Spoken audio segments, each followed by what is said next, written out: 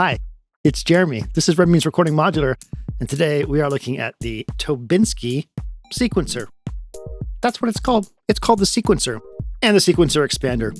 These were sent over by Tobinski to do a video on, and I'm happy that I get to because it's a very unique and cool analog sequencer. And when I say analog, I mean analog, as in this sequencer actually needs to warm up before it gives the kinds of voltages that you might expect from it. It does not quantize on its own. We will be quantizing it, meaning getting notes out of it as opposed to just random voltages. We might use it for modulation as well. In fact, no, I lied. We will use it for modulation. So let's take a look at it and listen to it, and I'll try to give you a good sense of what makes this sequencer special in this video. So this is an analog sequencer with 2 sets of 8 steps. If I start over here, you're going to hear some tones.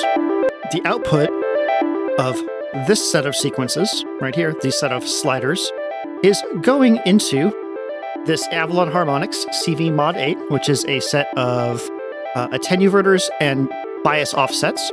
That is going into 2 separate ornament and crimes to do 2 sets of quantization. And then that's going into Pizza and Osiris. That's what we're going to be listening to right now. So, as I move these sliders, you're going to hear the 2 sequences change. So, voltages here. And then there are gate outputs for each one, which we'll get into a little bit more later. But you see these like little switches right here? If I was to turn these to the middle position, then not only do they not send out a gate, but also they skip over that, that voltage. Slide is the next one up. Now we're not going to get slide out of this because we're setting it through a quantizer, but if you weren't, then you could get a slide between the voltages. And that comes into play in some interesting ways later, including using this as an LFO, an envelope generator, or even an audio oscillator, which is pretty insane. I hit stop and start over here. Right now we have a tempo knob. What's that? That's fun, right?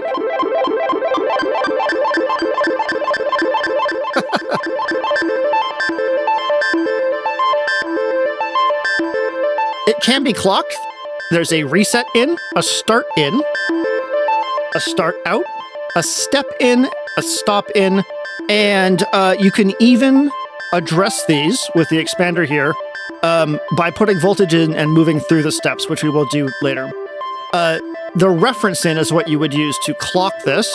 I could take a reference clock from anywhere, including ones that are not regular. And you can see that Maestro down here is blinking. That's because I took the reference out and I'm using it to clock other things. So Maestro right now is clocked by this sequencer. Something really, really wonderful about like simple analog sequencers where it's just got this repeating figure like this. It's just really, really nice. And since we have 2 outputs, we can just with this external control get a really, really fun little playground for pitches. But what if we wanted to like change the way that this was playing back? Well, there's a lot of different ways that we can do that.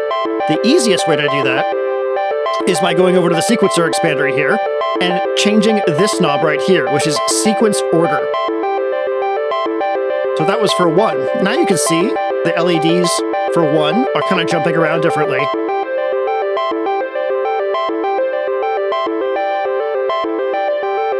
So this can be manipulated on the fly.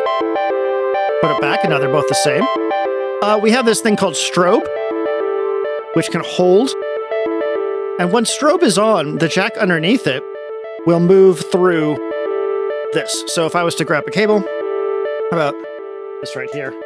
Put it right here. Now I'm moving through this with voltage from the Maestro. So if I do a chain here,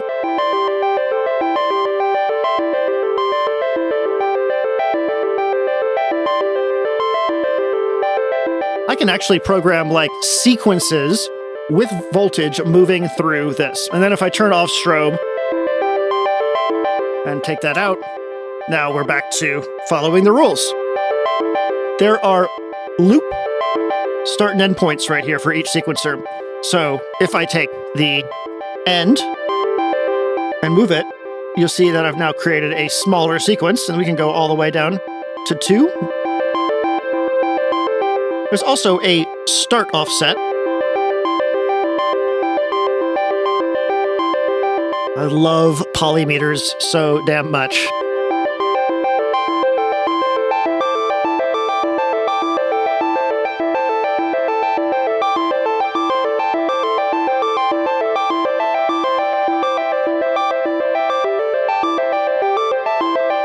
There's also a direction.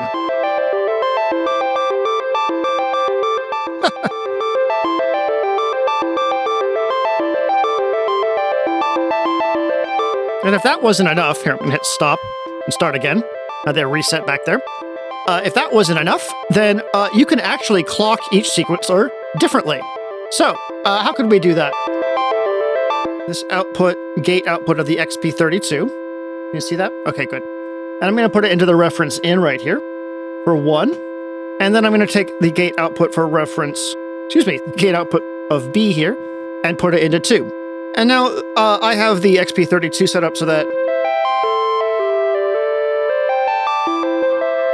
these 2 keys trigger those gates. So you can see now that I can create whatever pattern I want.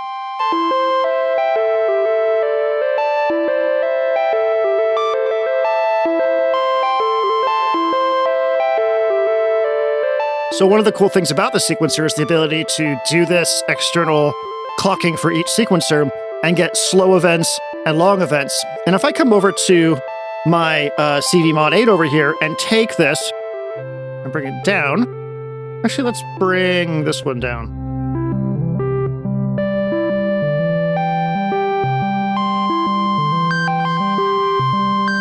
And now you hear that we have like a bass line and a top line. So hit start over here again. So while that internal clock is now working, what we could do is also take an external clock that has nothing to do with anything and just do it to one of these.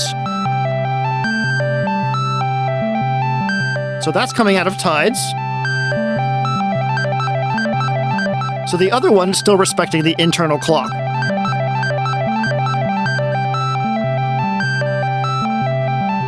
So we'll get into that a bit more with some other examples because I think it's really cool that you can do that to it.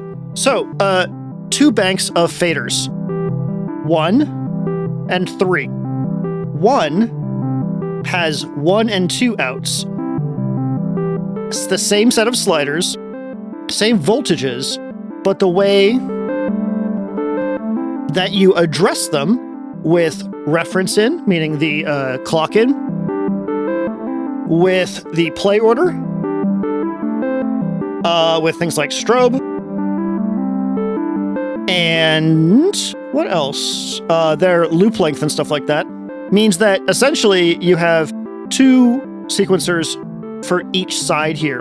And if that wasn't enough, you actually get some really, really interesting variations of those. So the voltage outputs here, we have 1, 2, 3, and 4. Let's get 3 and 4 into play with some modulation.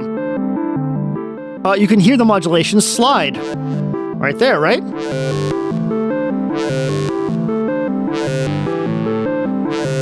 So you can have slid modulation, which is really great. I'll show you an example of this later, doing like a classic sort of TB303 acid stuff.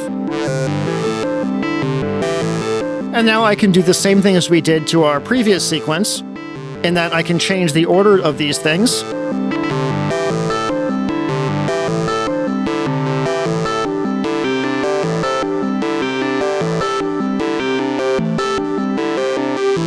Or strobe one.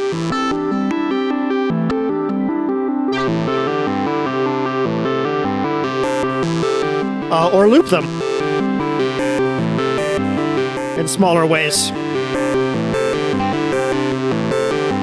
I think just in this simple example, like this simple, like engaging with it as a analog step sequencer is really wonderful because there's something just really hypnotic about being able to manipulate sequences like this in simple but meaningful ways. So this combined with quantizers and a good offset generator and maybe a little bit of delay gives me vibes.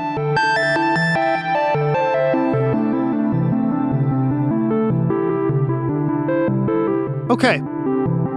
What else do we have that we can play with? A lot more. There are actually like different versions of the 1, 2, 3, and 4 outputs.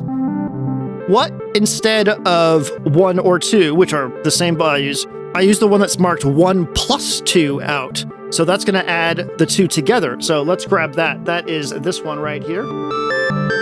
So now immediately you can hear a higher voltage because we've added voltages together. If I was to change the order now, the addition between those two sequencers would be different, and therefore we'd get even different results. However, they're still related, right? Which is really, really cool. We also have 3 plus 4 and 1 divided by 3 and 2 divided by 4. So because over here we have that little loop going on, you can hear that weird little repeat as 2 encounters 4.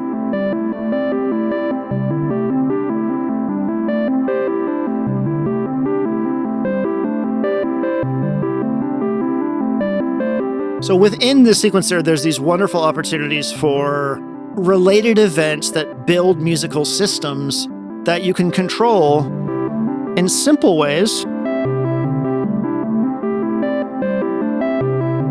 Oh, that's nice.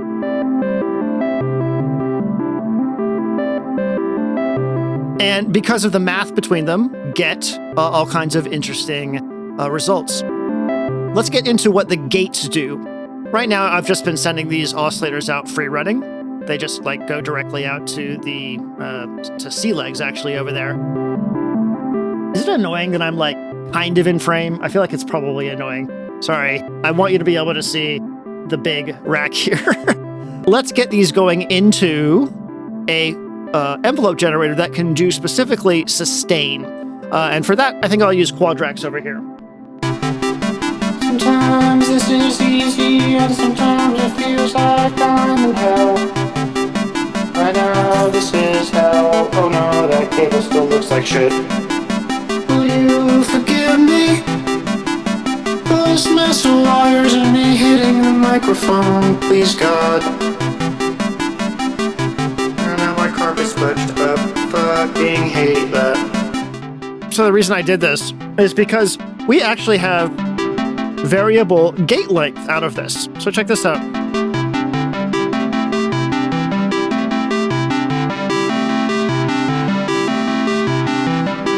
And that, with the expander at least, can be manipulated. Let's take one of the related outputs and put it into gate length for sequence 1. That's already so good.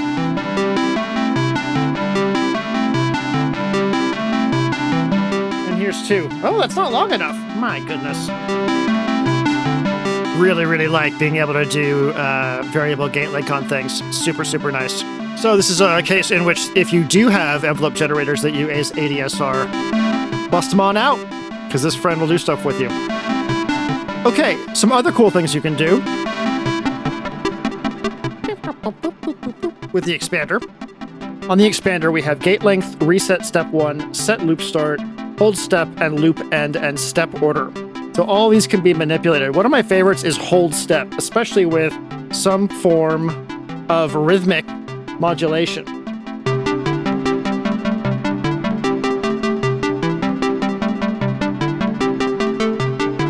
It's so cool.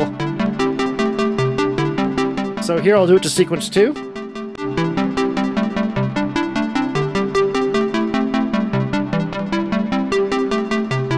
Isn't that cool?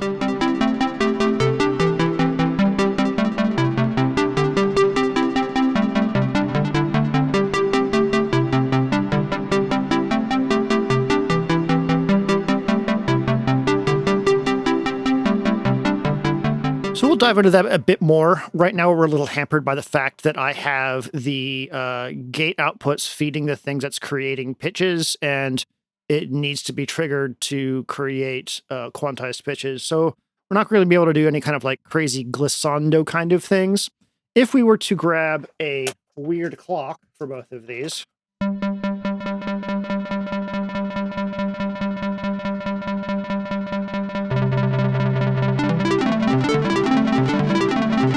then we could indeed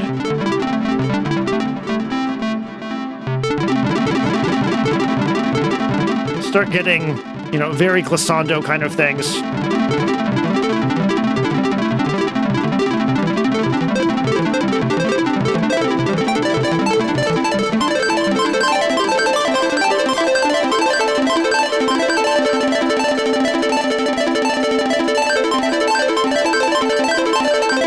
I love the lights. Such a sucker for little chase lights. That's cool.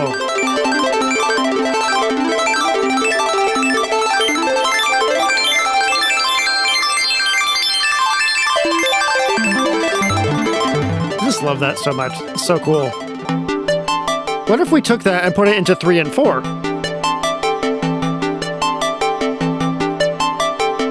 And use those for modulation.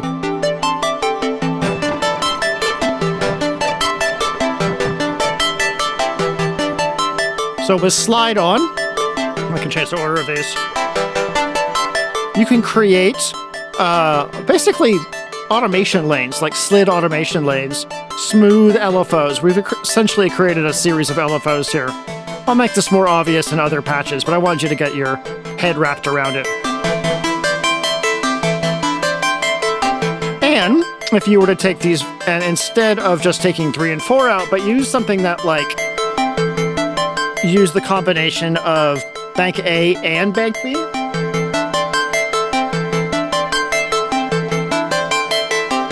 Then you could get even more interesting results.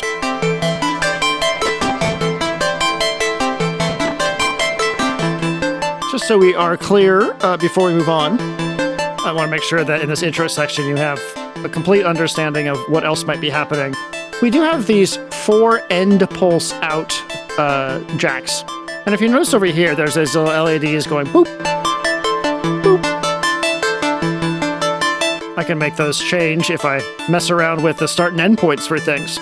So every single time those are done, there's an end pulse that gets set out. And there's actually a jumper on the back of this that you can set to, I believe it's only when like 1 is done or only when 2 is done, as opposed to 1 plus 3 and 2 plus 4. So these are going to send an end pulse out that can be used for various things, to drive other sequencers, to drive other events. You know, if anybody has used the end of rise or end of cycle outputs from something like Rampage or Maths to make sequences, think of them that way, you know?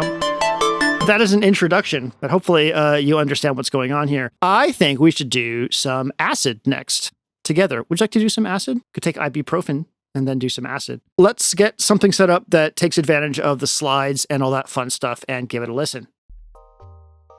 Hi, I'm back. Let's do some fast acid. So I have voltage output 1, not going to a quantizer. It's going straight into our attenuator bank here, going into Zephyr. That is going out into a Javelin for its VCA duties, doing the envelope and VCA together. That is going into the Freak Manifold filter for the acid filter, the nitrous acid filter, which is then going into C-Legs for drive. Who knew using a delay for drive would be one of the things it's great at? Not me. And then directly in here, we have some drums over here. And then what I'm going to do is I'm going to plug in these 2 cables right here, which are going into the Bitbox Micro. And those are going to go into the end pulses out and create some additional percussion for us, which you will hear. And you'll be able to hear how those end pulses work as we adjust this, okay? So right now, I have this first sequencer here in just all off mode, and I can start to add notes.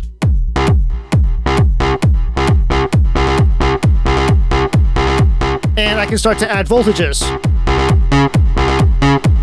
This is gonna add more right here, envelope to our filter. Cool, let's add some slide.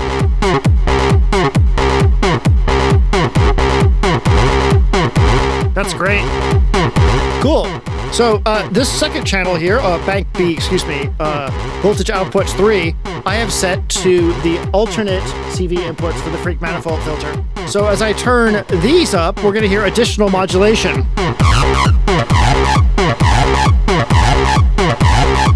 Fuck yeah. Right now, this modulation going to the alternate inputs is all stepped, but we can slide it. That's pretty cool.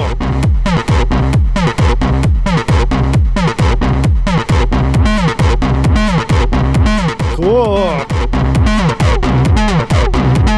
Yeah.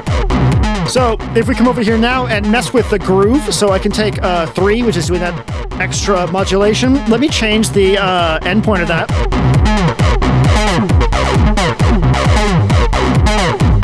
Now we have a modulation lane that is, what's the right word, polymetric on top of our other sequence. And I can do the same to the other one too.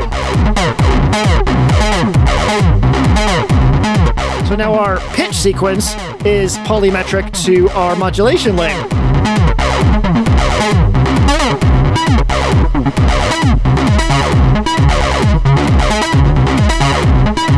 I love how these patterns sort of install themselves over each other and you get more interesting things. I really want to try to, before this video is done, figure out a way to get all the stuff working together.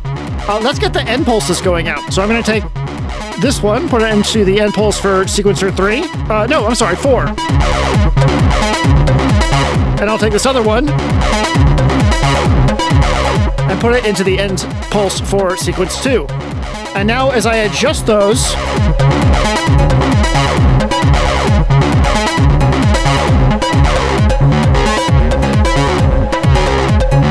you can hear that we get extra percussion on top, right?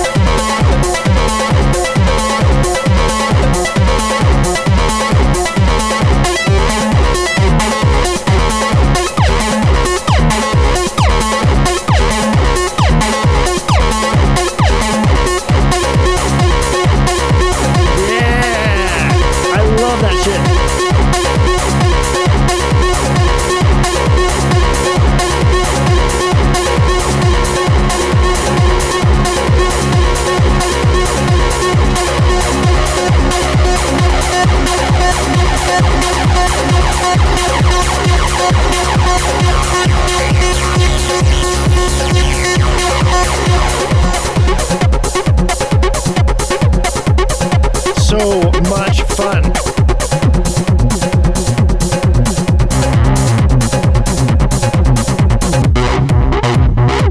Yeah.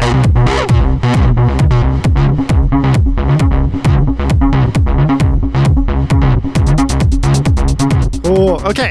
So what have we learned? Well, yes, it can do some really, really fun sort of acid programming in that we can very, very easily install very exciting and not necessarily complex, but hypnotic polymeters on top of each other as we pass these signals around. And there's so much right here that we get to mess with, you know.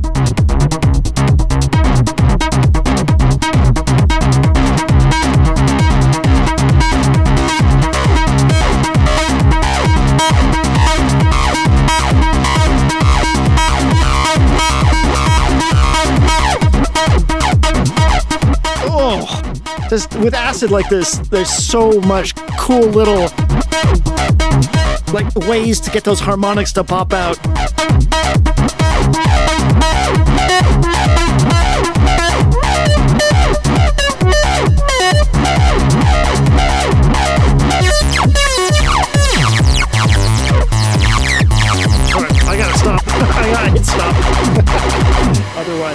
be doing this forever.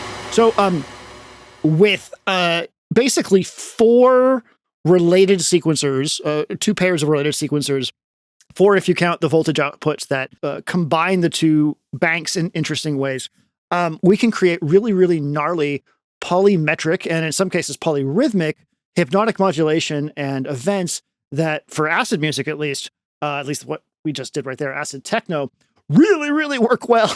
Like, it's super, super fun. So I would definitely recommend pairing this with some form of attenuator bank or attenuverter bank, navigators, triads, the CV Mod 8 here, the asset from, I can't remember who, Vostok.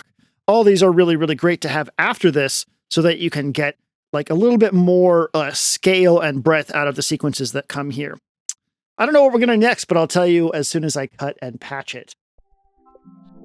One of the more bizarre ways that you can use the Tobinski sequencer is as an oscillator. If we turn strobe on over here on the sequence expander, make sure you can see that, and then put a oscillator into the, the step select, which is this sort of unmarked input here below the strobe, we get a pitch tracking oscillator that we adjust the timbre of with these knobs.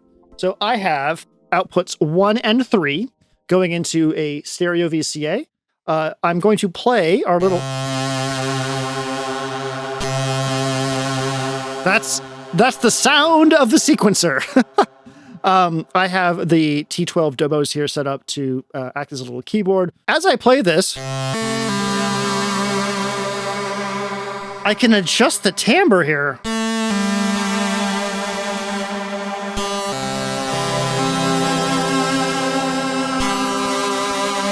You know, it's like a little hollower.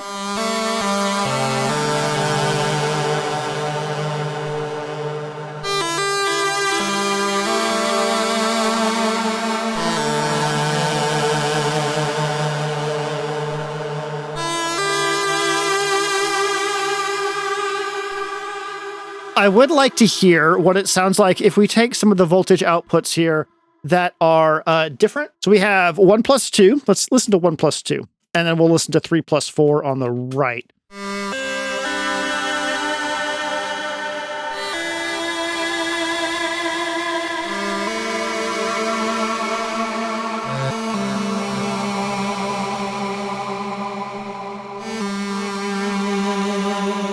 Can I make a triangle wave?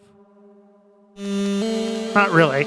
So our Zephyr over here is at a pretty low octave. I'm curious what happens when we take the Zephyr and turn it up a few octaves. Okay, so we essentially just transpose our sequencer as well. It's responding to the audio rate. Now, I don't think I'll be using this in this mode very often, but it is pretty damn cool that you can.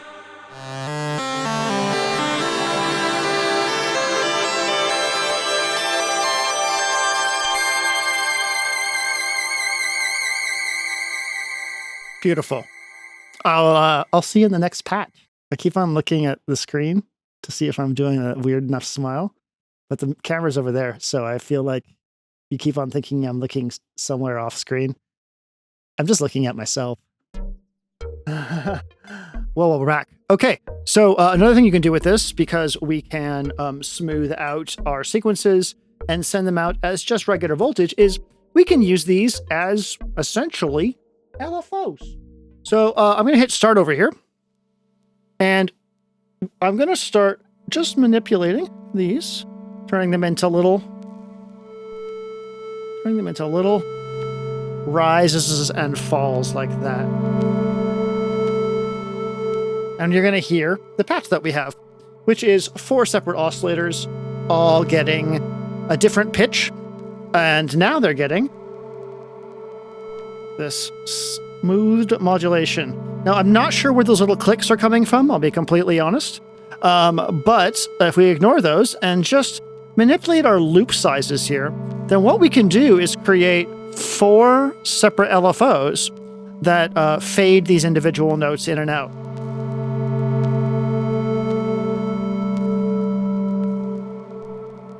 Which I think is super, super cool.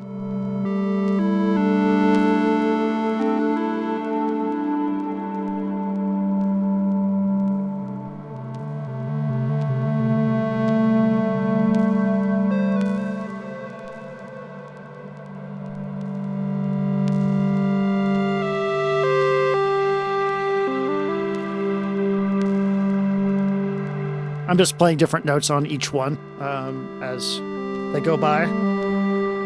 So those LFOs are sent out to VCAs, and we are manipulating the volume of each with this modulation. Now, I've also set up the end pulses to go to quadrax, which is a function generator. And if you can see in the video, this little Fred right here is now sort of pulsing a little bit. And that's because these end pulses are going out to, well, they're going to quadrax. Now we decide to put them somewhere. So let's see how we can make this interactive system even more interactive.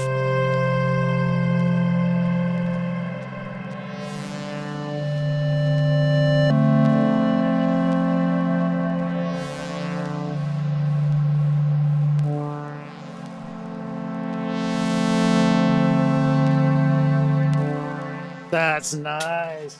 Ooh.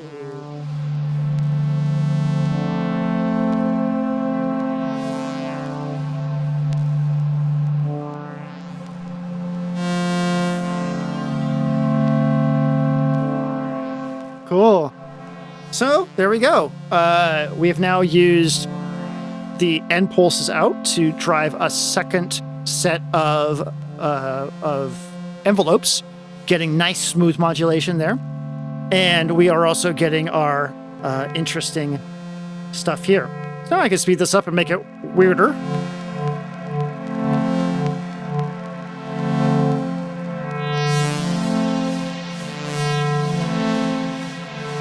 I could even take some of these steps off.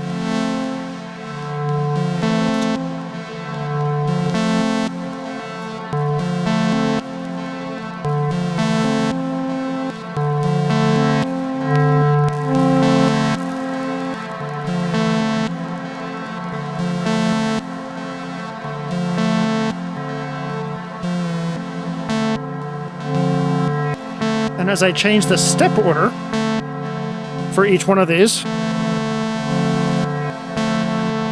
we'll get different sequences.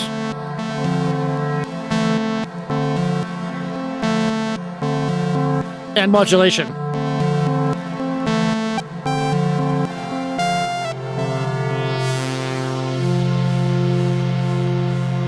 And back to our sled, to our drone world.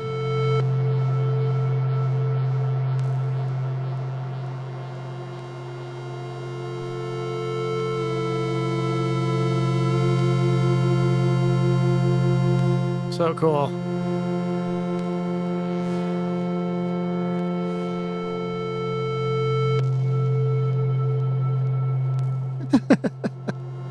So if I hit stop, I can take this down. You can manually play all of these too, by the way, if you want to.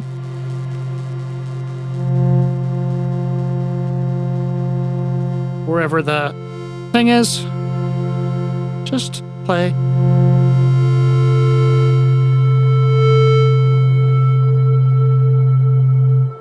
Play with it. So that's LFO mode. Isn't that fun? Are we having fun? Let's try something else. Hi, we've reached the last patch. I wanted to see how maximalist I could get with a patch, utilizing as many of the inputs and outputs as I possibly can. Mostly just outputs, honestly. So let me hit play and I'll explain to you what's going on. So remember how each sequencer can be clocked independently? That's what we're doing. I have 4 gates coming out of the XP32 that I was able to play as a little sequence on the keyboard here.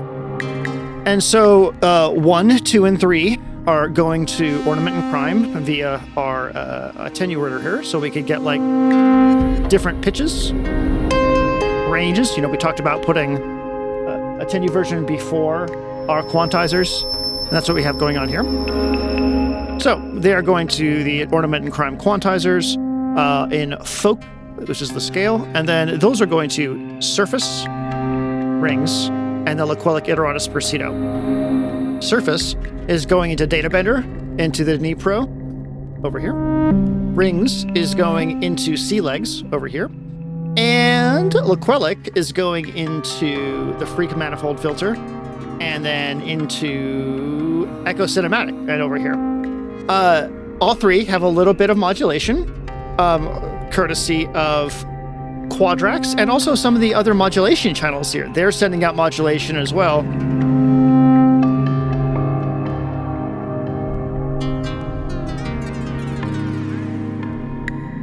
So we have 4 independent sequencers all going at their own sort of pace. One of the gate outputs is actually going into the reset in. So when sequencer 4 hits the end here, you're going to see these all reset, which creates a tiny bit of extra structure to the whole thing. It's going to take its time. There it goes. All 3 just jump back to the beginning there. Ooh, that was a nasty note. The gate outputs and the end of sequence outputs, or what's it called? End pulse outs, are going over to the Bitbox Micro.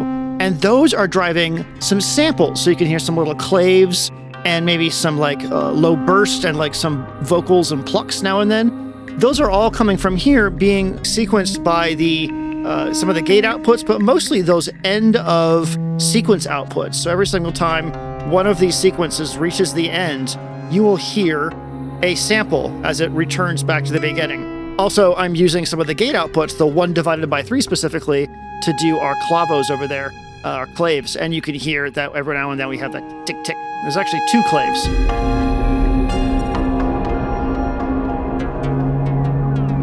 Yeah, I wanted to see how much I could push a patch. I really wanted to make a sort of self-playing system where everything kind of just comes from one sequencer for the most part. There's some modulation coming from here in Quadrax, but everything's coming from this sequencer. And I haven't even started playing around with like step orders or anything yet. So there's a lot of stuff we could do here where the step order gets messed around and all of a sudden we have a new creature. And of course I can still come in here and do things to our things here. I can turn on and off certain steps.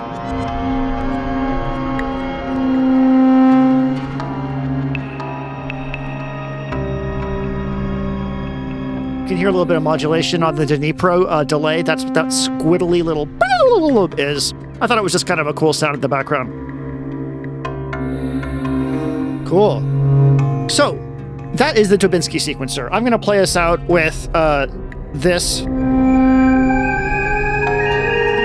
going to Zephyr, going to Magneto, going out just as a little fun thing. So that is the Tobinski sequencer, I hate to say the word Swiss Army knife, but a really interesting analog tool that really embodies a lot of what I think makes modular special, in that it gives you a series of things that you can manipulate, and you decide to what depth you want to take those things. It's flexible, it's able to do, rhythmic music, non-rhythmic music, all kinds of really interesting things, modulation, you name it. So yeah, thank you to Tobinski for sponsoring this video. I know a lot of people were interested in this sequencer, so it's cool to be able to give it a go and see how to push it around and what it can do. I think that's it for me today. Thank you so much for watching, if you still are. And I'll play out some notes to get us through the end card, and I'll see you in the next video. All right, bye.